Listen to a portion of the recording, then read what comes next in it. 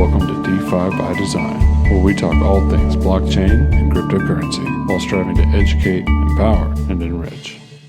It's your boy Andy, and welcome back to the DeFi Slate YouTube channel. Smash the like button on this video, that really helps us out, and sit back and enjoy the content. Thank you very much. What's going on, guys? Welcome to episode 72 of the DeFi by Design podcast. Here today, talk all things DeFi, give you guys some updates, some alpha, some good info here with our boy Dave. Dave is a DeFi YouTuber, a user, and a fellow who has some good experience in DeFi. So this one should be jam-packed with a lot of good info. And we already kind of kicked it off talking about what's going on with Frax and FPI and FXS. So I'm going to give a little brief intro here with Rob, and we're going to dive right in. Yo, what's going on, guys? Of course, it's another beautiful day in Florida. Yeah, what's up, Dave? It's good to have you on, man, and stoked to dive into the world of stablecoins and kind of what you've been up to in the crypto sphere. I'll pass it over to you, and let's get to it, man. Well, that's good to hear. Wasn't sure what we were going to talk about, and I love talking about stablecoins, and it's hard to find anyone who wants to, or even in the normie world knows what they are.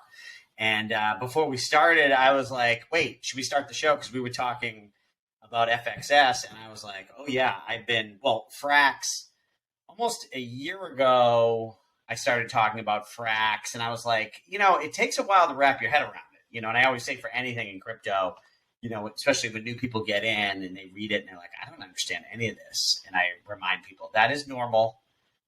I still, it takes a long time. I remember when Frax started with the AMOs, their way of doing, managing the price with this thing called AMOs. For those who know what that is, it took me so long to wrap my head around this thing and the FXS token, how that works. But anyways, months ago, I made a video about FXS and the airdrop, and get it and lock it up before that date where they did the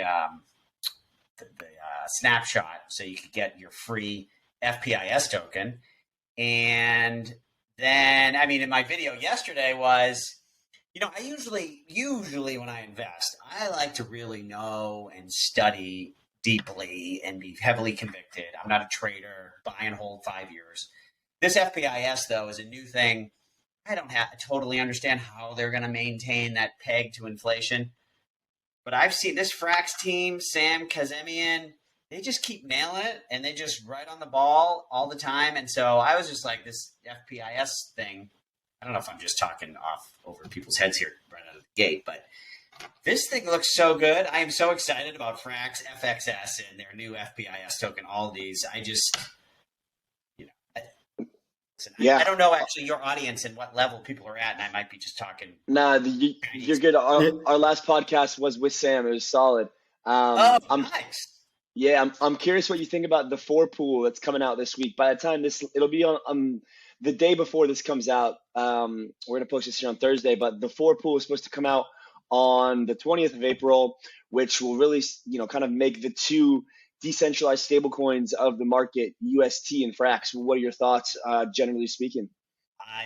My video today is getting in the 4 pool on Arbitrum, and I'm in it already. And so I heard Sam on Bankless podcast, and he mentioned, they want this 4 pool everywhere.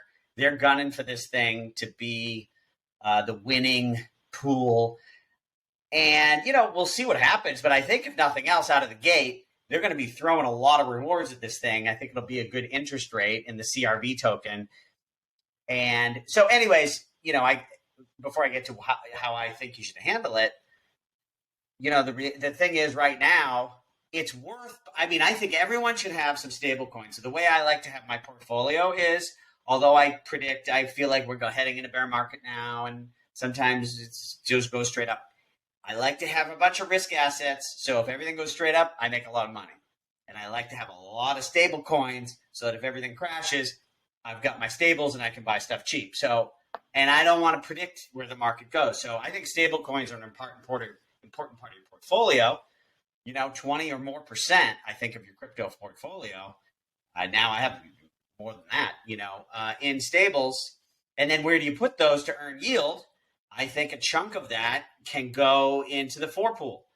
Now, I went to Arbitrum, and I think it's good to get on. I love Ethereum and Layer 2. I've wanted to get on these Layer 2s. I haven't bothered, but this finally motivated me to get on Arbitrum and take some of my I was always saying 50% in DAI of my stable coins.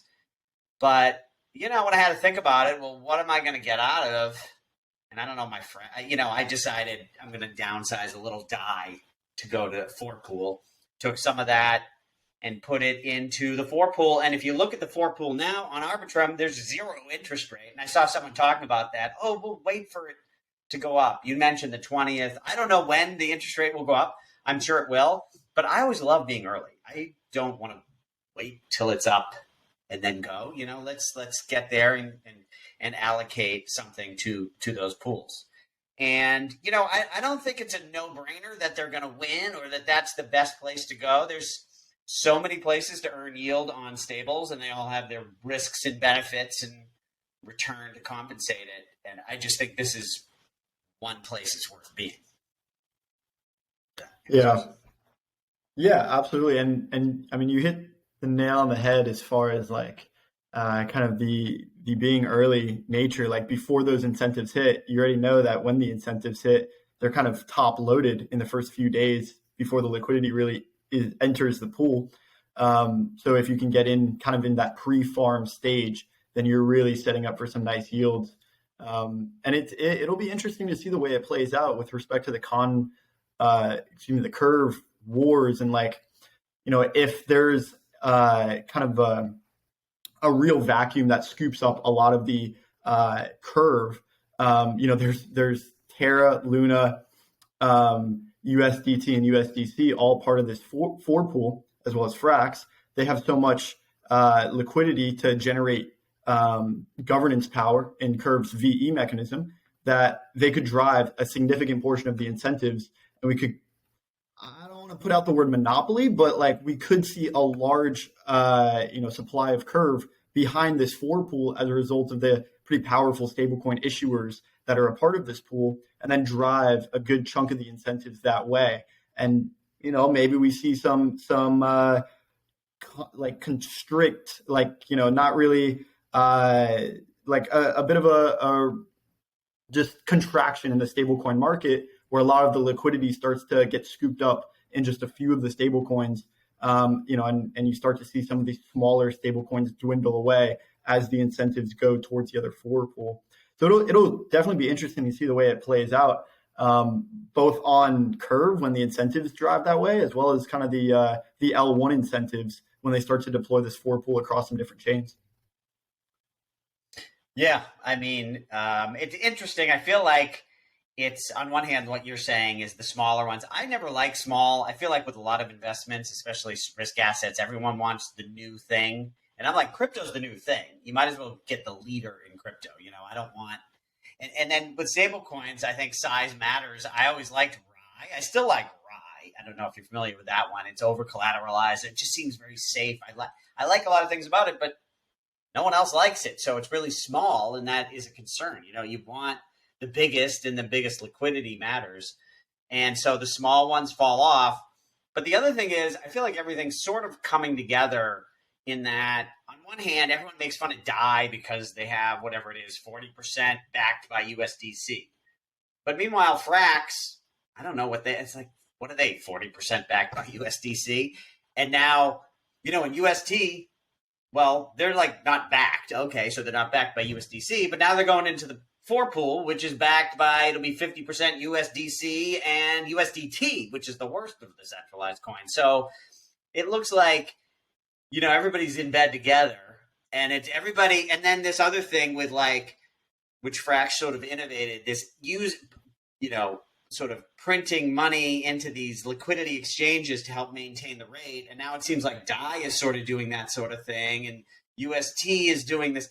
They're all, the leaders are all starting to do the same thing, and everybody's teaming, and the centralized and decentralized are teaming up together, and the leaders are starting to look more and more like each other.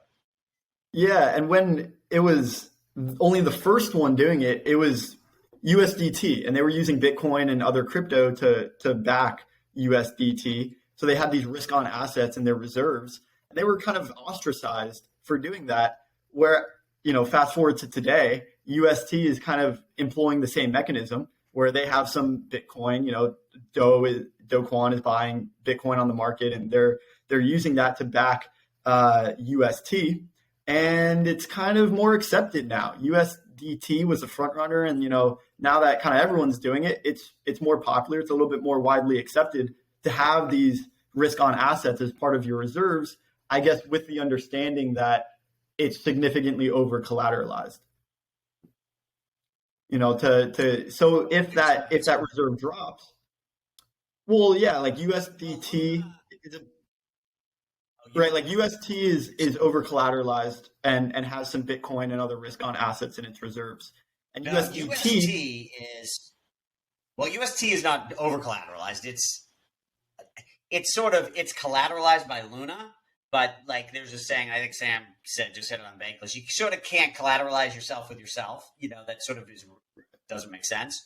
So because UST is like, you can trade it to get Luna, but Luna's the token that secures the UST. So it's collateral, but it's not, that's where people are worried about this death spiral that I think at some point Luna will be tested. I wouldn't be surprised if Luna doesn't hit $10.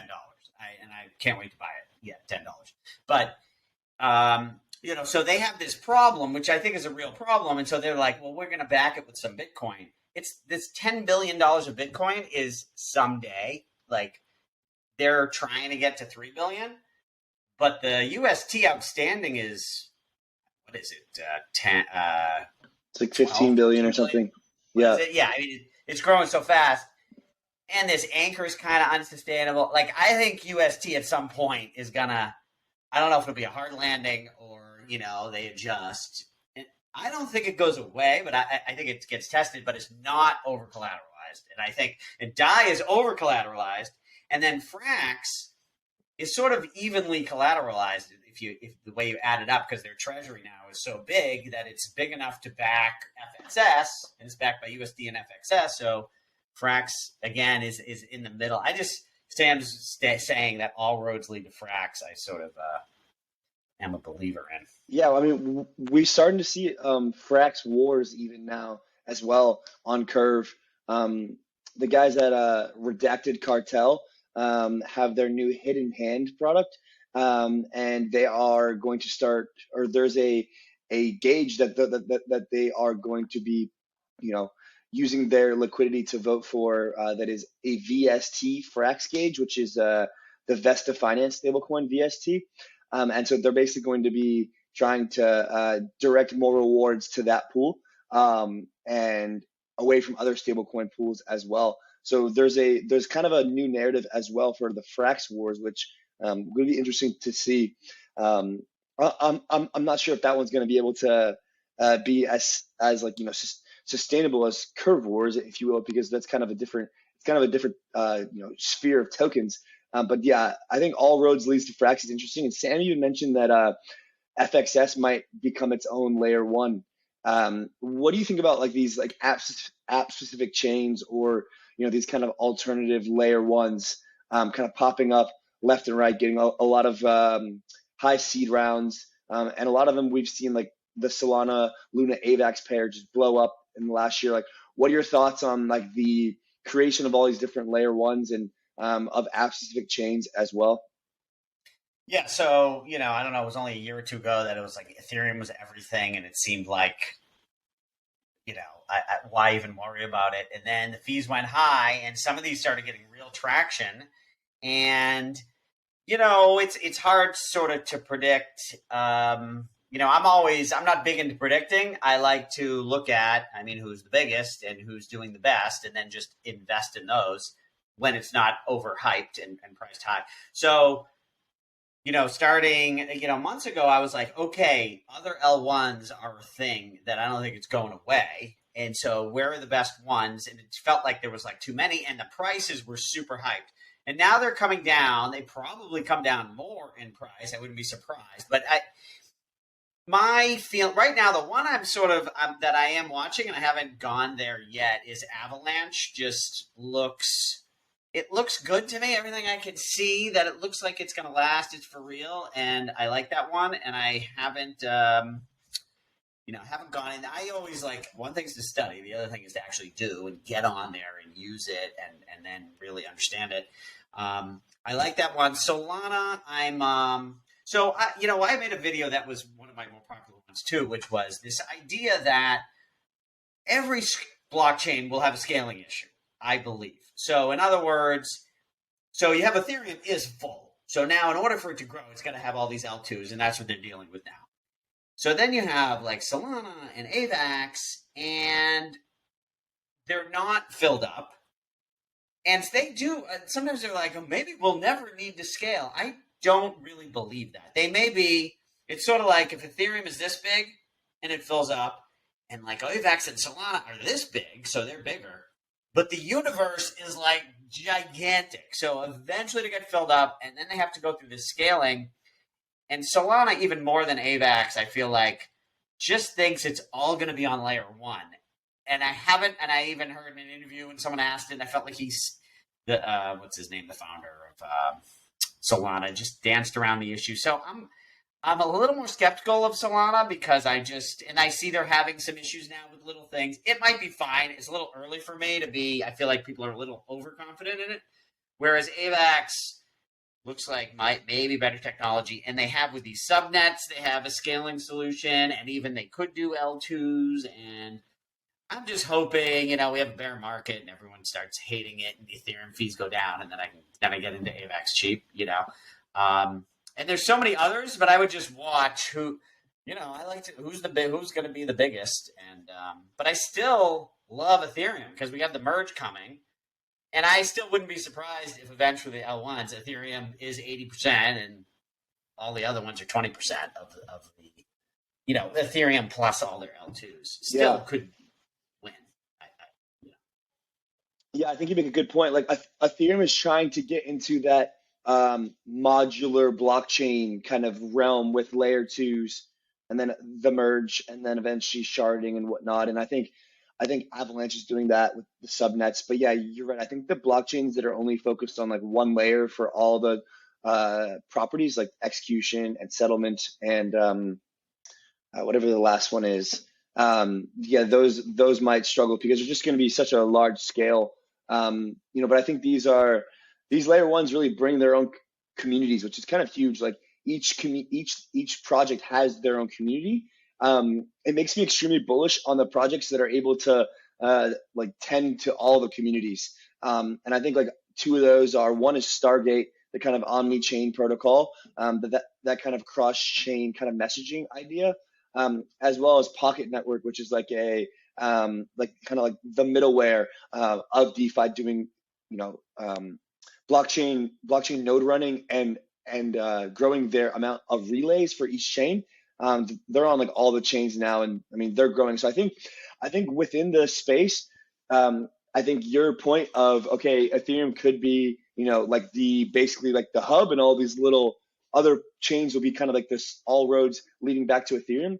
But I think like the second order of thinking then becomes like, okay, how can we capitalize on this concept of this kind of multi-chain world and other protocols that are doing that? So I pose you the question, how can we capitalize on this concept of the multi-chain world, based on your kind of your thesis? Well, one thinking is that, in a sense, like I said, I just got on Arbitrum, which is like another chain, but it's my understanding is it's really safe. It's as safe and secure as Ethereum. The only issue is it takes 8 days to get out of it if you want.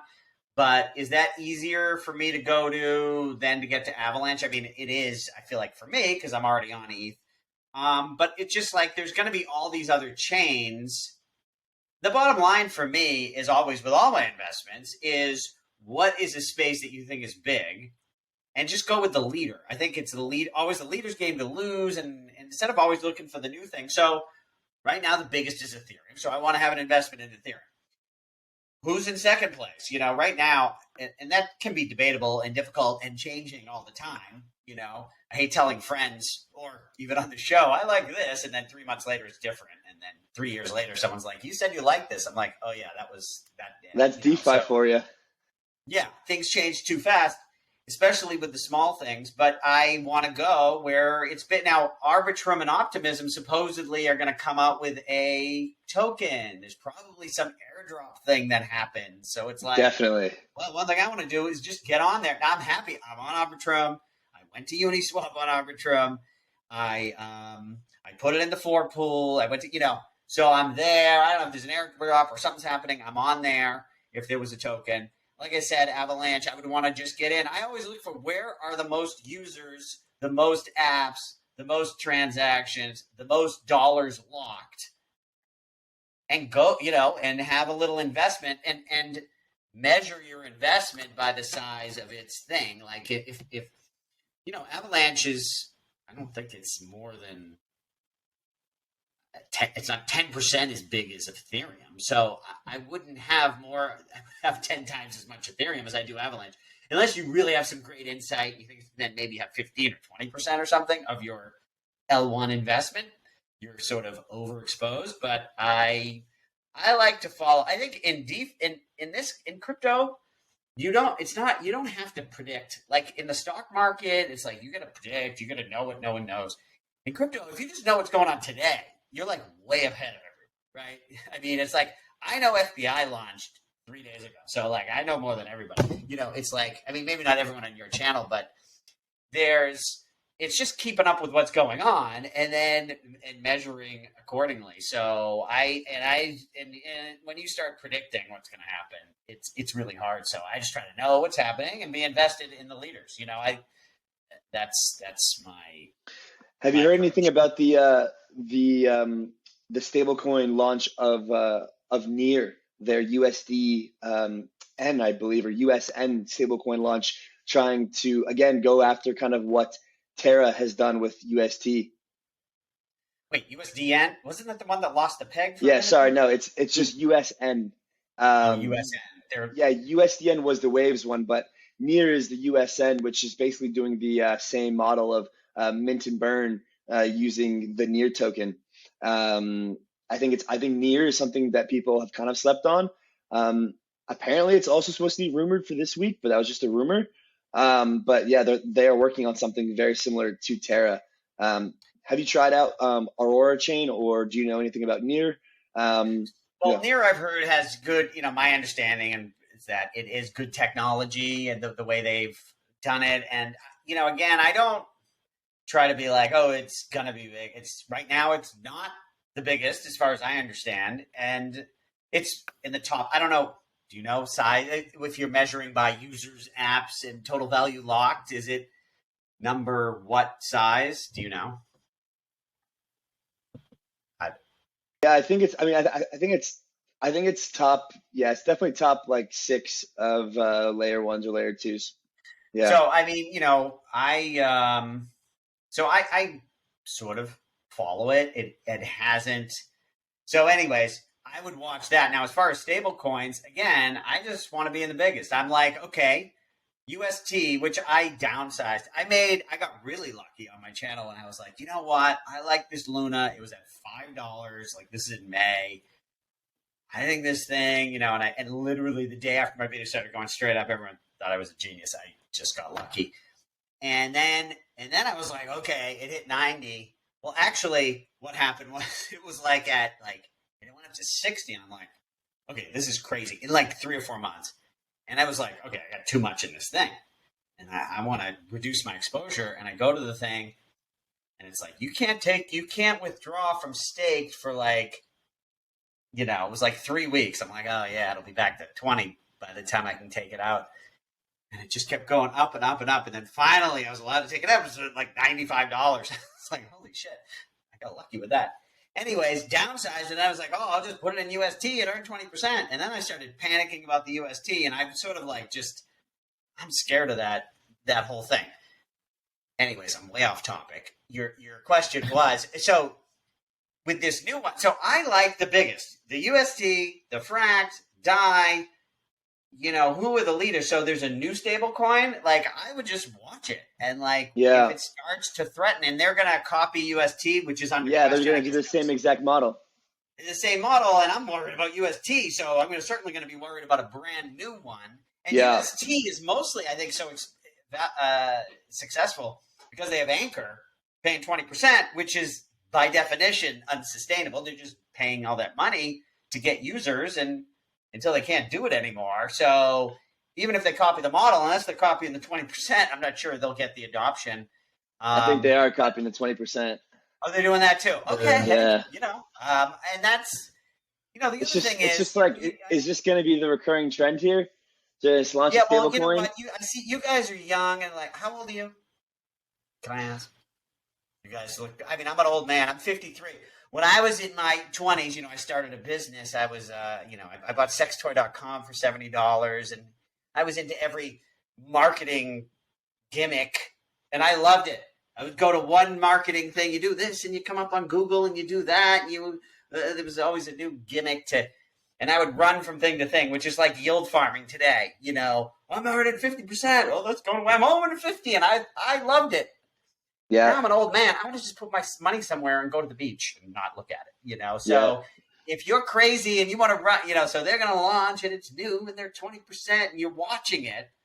You also, but one thing that takes time, like I can see when something's it's going to collapse. Like I get out ahead of time. Like I'm pretty good at that. And it takes a few bruises to gain that knowledge. So you run into these things quickly, it's like, oh, extra yield. And then it goes to zero. That all that yield didn't matter.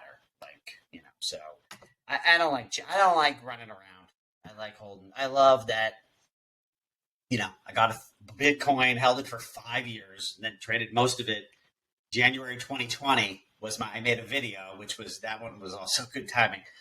Instead of 70% Bitcoin in your portfolio, it should be 70% ETH, right at the low of that. And now I've been holding ETH since 2017. Like it's just easy life when you get these long term. And I'm hoping, honestly, FXS and FPIS, I'm like, it's too early to say, but it's like, if this thing wins 5-10 years from now, just lock and hold.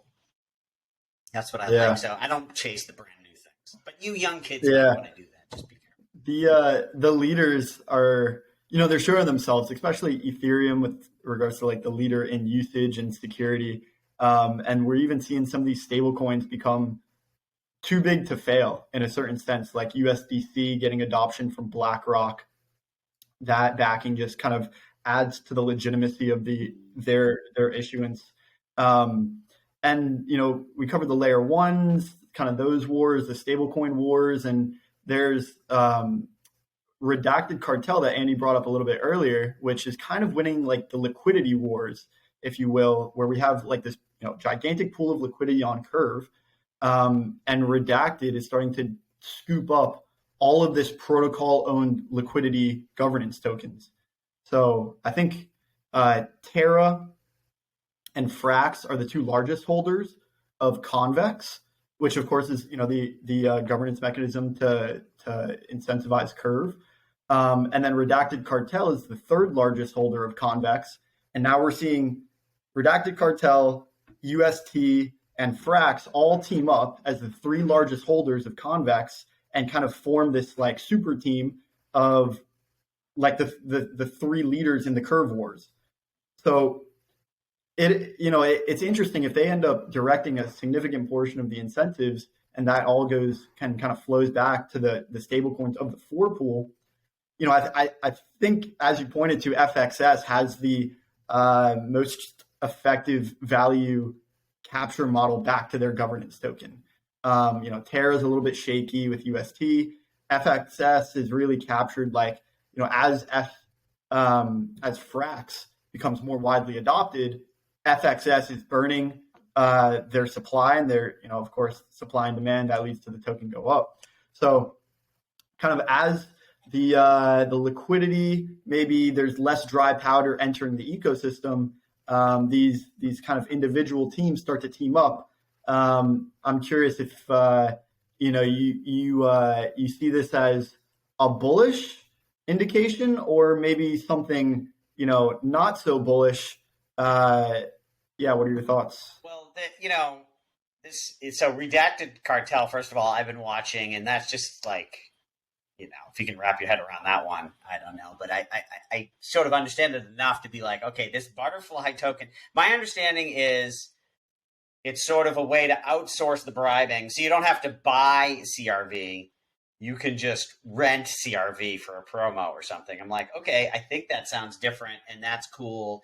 And they just, what's the name of the guy who's Mr. Tokenomics there and that was into that project. Anyways, there's a lot that they're doing. They're just like, it's like the cool crowd around that, right? They're just, everything they do is all the new DeFi. I mean, now is it DeFi 3.0, I think. I don't know where we're at, but so it looks interesting. I can't tell you I understand it enough to be too confident, but I feel like, so Butterfly, the thing that kept coming out that I think is kind of cool is you'll be able to lock it and it will earn the fees or the income. So you get like a dividend on it. I think it's going to be, I can't remember, 2 letters before Butterfly. Every token now has all these prefixes. But so my thing is, one thing is I don't just like dividends because I need income or whatever. I like it because I can value it. So I've been watching this Butterfly and I was like, oh, if I can just go below 200, that was, a lot of times it's in DeFi. It's like, someday maybe it falls, and it's like 3 weeks later it's down. So anyways, I actually just for research purposes picked up a little Butterfly literally today, and because it finally fell, and I want to just have it so that as soon as you can lock it and earn dividends, I can see what the dividends are, and in other words, if the thing's at $100 and the dividend is whatever, $10 a year, then it's a 10% dividend. And I can be like, oh, that's really valuable. That's a good price. And then buy more, as opposed to, you might not know what the dividend is unless you own it and lock it. But that hasn't even launched yet. Plus they have this V2 coming out, I believe, another version, and when that comes out, I bet the price jumps. Anyways, and then I got the Butterfly. I didn't even know. And then it's like, stake it. I'm like, oh, what's the staking? The yield on the staking is it's like 20,000%. Yeah. Oh, so this is one of these stupid like 𝗵𝗶𝗴𝗵, which is another one I'm watching, where I was like, what is the point of this friggin' 2,000%? Because what they want is you stake it or you get diluted out within a year or two, so you have to stake it.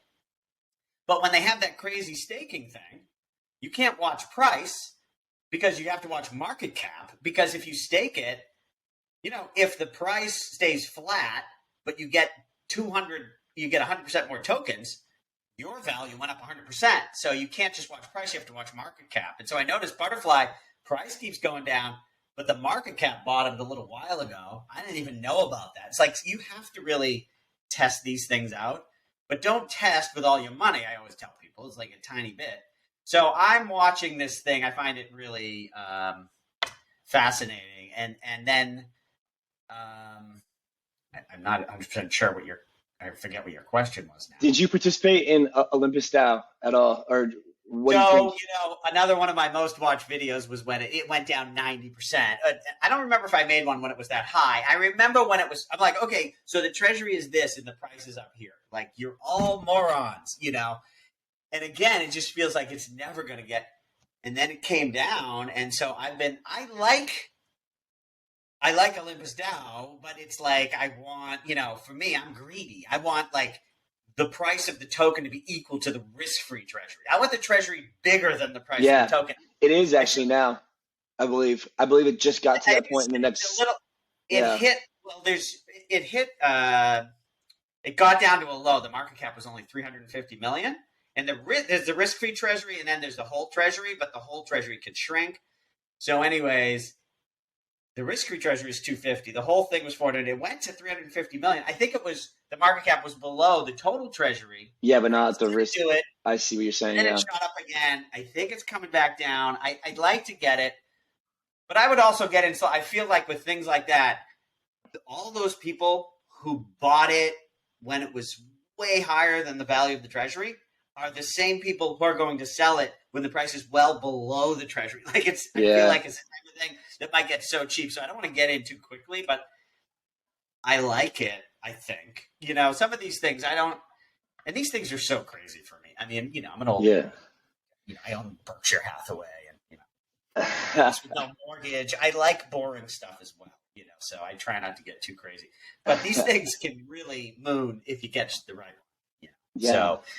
So I think your question was, what do I think? I mean, I love all this stuff. I think stable coins and this FPI stablecoin linked to the basket of goods. That's a decentralized stablecoin linked to a basket of goods. Yep. Is the holy grail of finance. Of money. Basically. It really is stable with regards to purchasing power. Yeah, I mean, that's everything. Like, that's it. Game over. Like, that's the holy grail of what we're doing here, because then that's a decentralized coin, can't be controlled to anyone. But what is the price? The price is the basket of goods. And there's a million things that make that difficult. And so this FPIS, what I think is fascinating about that is they didn't take any money from private equity guys and venture capitalists who are now dumping in on an ICO, whatever. Nobody's in that thing early. The valuation is like $100 million. How is that not $1 billion token? Unless it all breaks or it's something crazy. But everything they do seems to work. So I'm like, it came out at $100 million. I don't know how that doesn't 10x. I mean, if the whole market crashes, which is definitely a possibility, it probably goes down with it. But but I have a long-term vision. I don't see. I mean, if that works at all, $100 million is frighteningly inexpensive. So, and then there's more info about. So there was the airdrop if you have FXS locked up, and then now I'm understanding there's going to be more airdrops if you have it locked up. I don't know if it's from the original thing, and so I mean I like the FXS too, but. So all of this stuff is just exciting, but it's very, very fast moving, and it's hard to play it right. Yeah. When did you first start yield farming? Like, what was your first experience?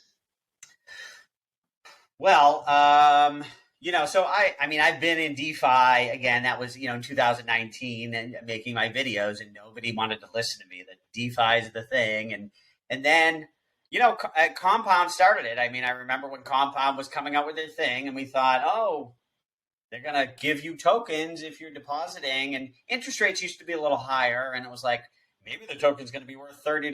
I'm like, oh, that sounds fun. Like, I'll get into that. And then it launched, and then the token starts mooning, and I'm like, oh, I'm earning interest, and I'm getting their token, and then...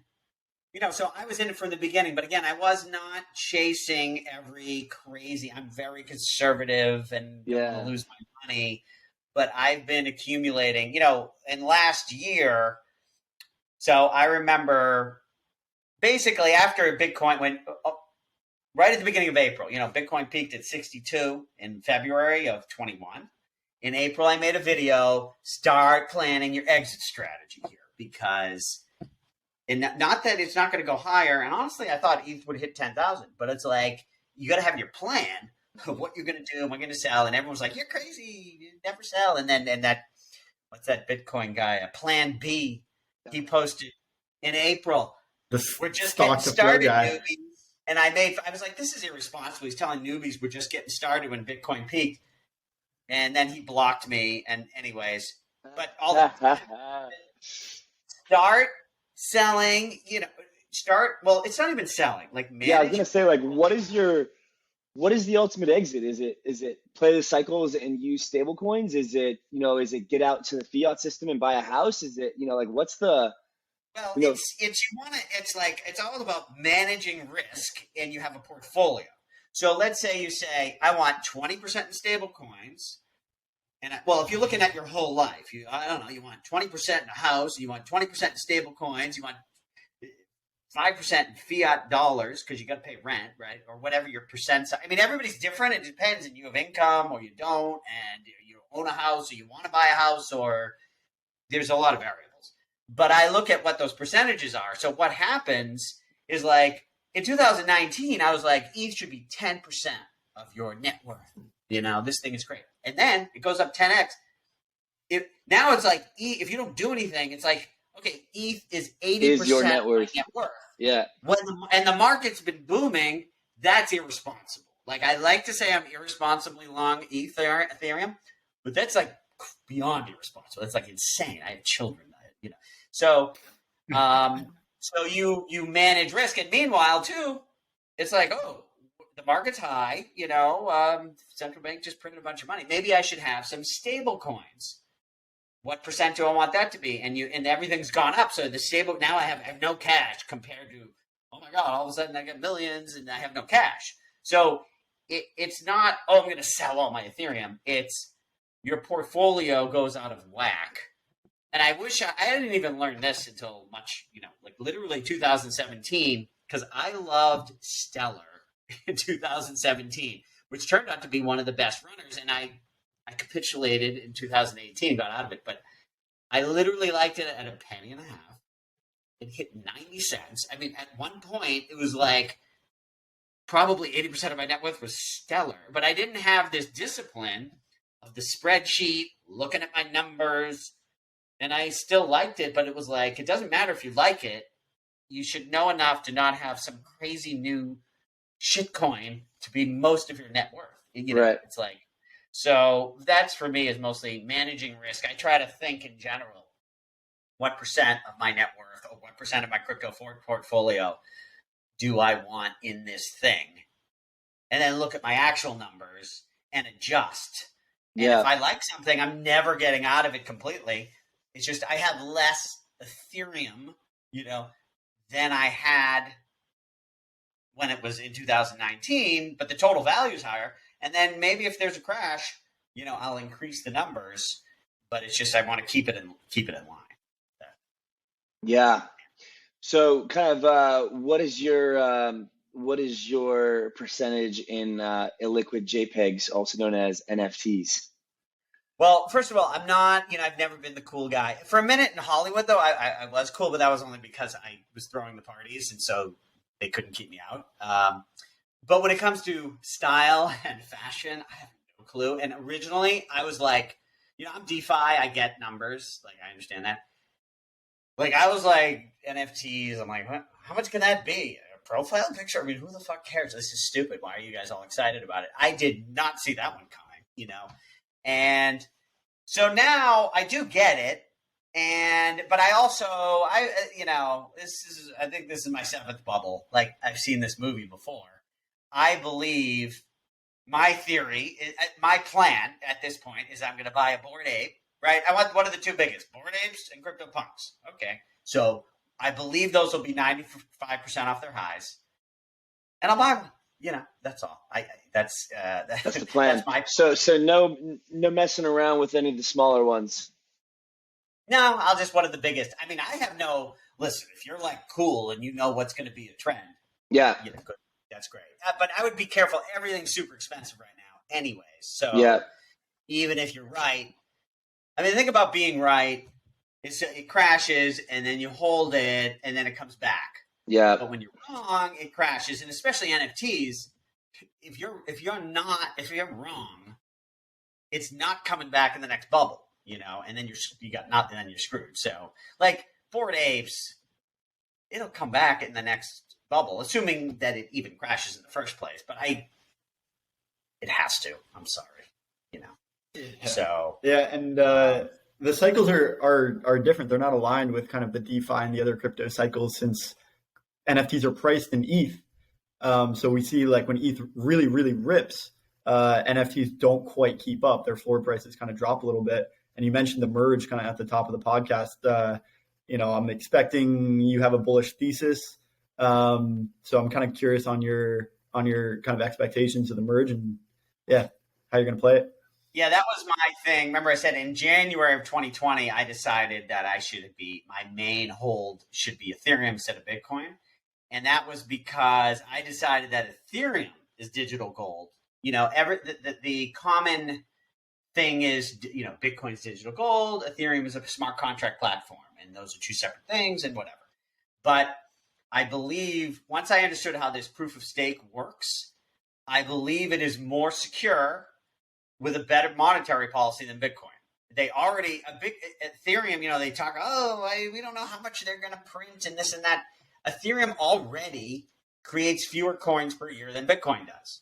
And I don't think that's going to change anytime soon. But not only that, it's based on a model of tremendous amount of research and the security is guaranteed. Whereas Bitcoin's like, well, we'll just stop printing Bitcoin. I mean, granted, even that's in 100 years, but we'll just, what if the security, they need to print more Bitcoin? It'll work out. Don't worry about it. We'll pay for it with fees, but no one's doing any fees. I mean, like, it's just, I'm like, I think Ethereum is safer, more secure. I decided, that people, it drives me crazy because everyone's like, oh, well, Bitcoin's digital gold. They have that. I'm like, no, we're taking that. Ethereum's taking that. So that's my thesis. And then as far as the upgrade coming, Ethereum's been pretty good with the upgrades of the forks and everything, relatively on schedule as of the last several years.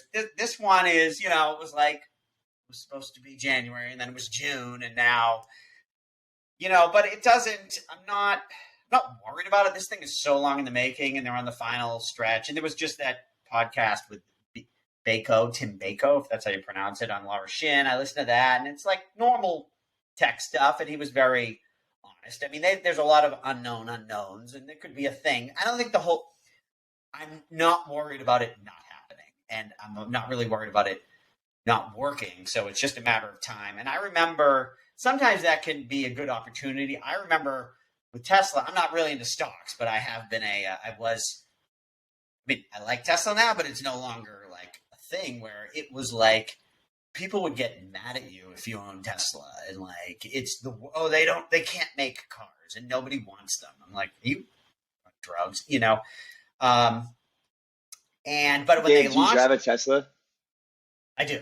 Yes. Nice, same. And that was part of I remember, right before that, the year before that thing went up, I remember sitting in first of all, I'm looking at numbers. I'm like, I'm sitting in the car and everyone's like, Elon should go to jail and nobody wants I'm like, am I fucking crazy? And I look at the car and I drive down the road and I see a Lamborghini comes by. I'm like, look at that old piece of shit. Like, I'm sorry. There's no way this thing sucks. So, anyways, when they launched the Model 3 factory, there were a lot of problems and it was like behind schedule. And Elon, I don't know if you remember, he was sleeping on the factory floor. And it was just like, it was 3 months behind or 4 months before it could really ramp up. But in the long, now, does anybody even remember that story? So if the merge comes in June instead of June, it comes in September, or even if it's November, 4 years from now, is that going to matter? I don't think so. So I think that, but if everybody panics about that, oh my God, it's going to take another 2 months, or it's never going to happen because they got to write 5 more lines of code and get everyone to approve it. To me, that can be an opportunity. So, I think the general narratives too is it's not going to happen, or it's just going to keep pushing back. So I think the concept of it actually happening is, it may even be the against the majority consensus at this current point, which is kind of astounding because they've always delivered. But yeah, it's when it comes, there's no going back. That's forever a massive change in the security and scalability. We tend to align with the thesis as well. If you're going to hold Bitcoin, you might as well just hold Ethereum, hold a little bit of both. Bitcoin's kind of like that. If all the other blockchains fail, you'll still have Bitcoin and Monero to live off of, right? So yeah, those are like the backstops, in my opinion, of the entire ecosystem. But not predicting a fallout of all the other chains. Right. It appears that it's like at first it was like, oh, there'll be no other coins, and then at the point it started to be like, if you're still a Bitcoin maximalist, it's a little like these everything's not going away, and then it's now like with other chains. Of course, there's going to be, who knows what they're going to be. But, yeah, it sort of makes it a little harder. Sometimes I think maximalism is just like a dream for life to be simple. It's like, oh, I just need to hold this one thing and not worry about anything else. Yeah. Life is easy. Unfortunately, it's not easy. Charlie Munger has a great quote. He would say, a year in which I didn't get rid of one of my best ideas is not a good year. And I was like, I didn't even understand what that meant. And what it is you have these ideas and it's worked for you. Like, you've owned Bitcoin for years and you made so much money and that was your best idea. And now it's like, there comes a time where you might have to drop that. It doesn't mean you have to sell it all or hate it, but just like, it's no longer the best idea. Let go and go to a new one. And it's it's a psychological thing that can be difficult that you sometimes have to go through. And then if you're not as smart as Charlie Munger, like I am, like I got to get rid of my best idea once a week because, Yeah. With the pace of crypto. Just keep holding on to those FBIS and FXS. You'll be all right, huh? I'm already all right. Hallelujah. But I'm hoping I get another. Yeah, this one I don't know. It feels like Luna to me. It feels like early stage Luna. So are you viewing FPIS as like a stable part of your portfolio? Because it's certainly not a non-volatile coin. No, decentralized coins, you have the risk asset associated with stablecoin. And I'm in love with stablecoins. I think this is a big story. So, I've got DAI and I have MKR.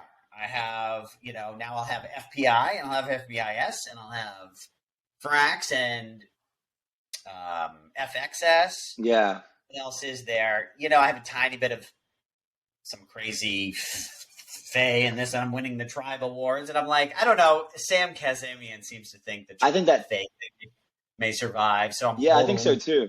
I actually think people are sleeping on that. Yeah, I don't, and I'm not sure why. I don't know why people are, but it's smart people seem to think it's good. I'm like, and I've got a good yield thing. Like there's this, but you guys seem like you're crazy DeFi people. A lot of people don't get into these things or be big enough to pay all the fees. But like this gelato, there's a 𝗶𝗵 DAI, and then there's a Frax. I think it's Frax DAI too, where you lock it in gelato and it's managing it on Uniswap, and you take that token and then you can lock it at Frax, or you can take your 𝗶𝗵 DAI one from gelato and lock it at Tribe. And the interest rate, I don't know, it's like 30 or something %, and it seems pretty safe to me, and anyway, so I'm holding that Tribe. So yeah, that's where I've been. And then even, in a sense, when I like this redacted cartel, it's just another play off the stablecoin thing, and Curve. I looked at Curve. I just made a video about that one where I'm like, I don't know about this CRV token. I'm also really worried. I want there to be a bear market to test all these things. I want everything to be tested and see what survives. And I am definitely worried about, I don't know what you guys think of this, but I'm like, so originally it's like, oh, you have the Curve token and then you lock it, and that's how you can vote. And it's like, okay, it's only long-term people because they lock it up. And the longer you lock it, the more vote reward you have. But then it's like, oh, so now there's convex where you can vote, but it's not really locked. It's still liquid. Like, so doesn't that defeat the purpose? And then it's like, oh, then you take but you're locked in convex. But then you can take that and you can deposit in this other thing so that you can do these other things, and then you can borrow against it. It's like this. It's this pyramid of taking tokens, locking them in another thing, and then you take that one, you take it and lock it in another one, and then you break it into two, and you borrow against one, and then you can lock it in another. Like, please, sir, my family, sir. Please, no bear market, sir. Yeah, I want the bear market and see what blows up in that train of tokens. I don't know, but, something's messy. There's a bunch of words for it, whether it's a pyramid, or you call it rehypothecation, or you put an optimistic spin and call it interoperability. Like it's, redemption tickets. It's like your receipt that you can go claim, but then people are giving these receipts use cases. You get enough receipts and they're a bribe. You get enough bribes, you can direct where people are going to pay for the next receipts. Yeah, I don't know. Either it can just be that I can't wrap my head around it, or it means something's missing, and we will find out what's missing. Again, as Warren Buffett says, we find out who's swimming naked when the tide goes out. Please, sir, my family. Dave, it's been an absolute pleasure. I was kind of wrap up here. Where can our audience find you? And I assume YouTube, but where else? So I'm Dave Levine is my name, and I'm DaveLevine.com. My apologies for my boomer address. I do own a .eth, but so DaveLevine.com, which actually points to my YouTube. But if you go on Twitter, I'm Dave Levine, the number 0com, and wherever else I am, it's usually Dave Levine, or on YouTube, it's Dave Levine 𝗍𝗶𝗶𝗀𝗍𝗋. If you search Dave Levine, you'll find me. And if you want to laugh, you search Sex Toy Dave. That was my previous persona. I sold that business a few years ago. I stopped working there in 2015. I created one of the first affiliate programs on the internet back in '96, and was one of the larger, sex toy. A Russell Brunson fan, maybe. I am a fan of his, but that was like later. I was like '90s. I was like, I was making HTML pages by hand. I would go to Kinko's with a sex toy catalog and scan photos. At 11 at night while listening. Sick, bro. Now you're DJing around in DeFi. We love to see it. Trying to hang out with the young kids, but relive my childhood. Dave, you totally seem like a Tesla owner, man. Yes, I love it. Like an older fella into all the new tech, for sure. Yeah, well, it's the best. I've never been into cars. I'm not a car guy, but that car. That's the best car I've ever driven in my life as well. It's fantastic. Well, and this has been great, guys, because I have one of the guys from my channel. He was like, you should go on shows. I'm like, I don't know. Can you get me on a show? I'll go. And then he was like, I don't know if this is a good show. I don't know if you'll like it. I don't know if it'll be. I'm like, don't worry about it. No, I don't really care. I was expecting I don't know what I was expecting. But you guys are great. You're on top of it. And, you seem like you're in it and you know what's going on. So this has been fun. Yeah, so, appreciate it, man. Anytime you want to, check in again, let me know. Yeah, we'll do a little channel hop. Maybe I'll come on yours or something. Fabulous. Yeah. Cool. I don't know anything about you guys either. I'm going to look it up now because you seem cool. Thanks, Dave. All right. Thank you.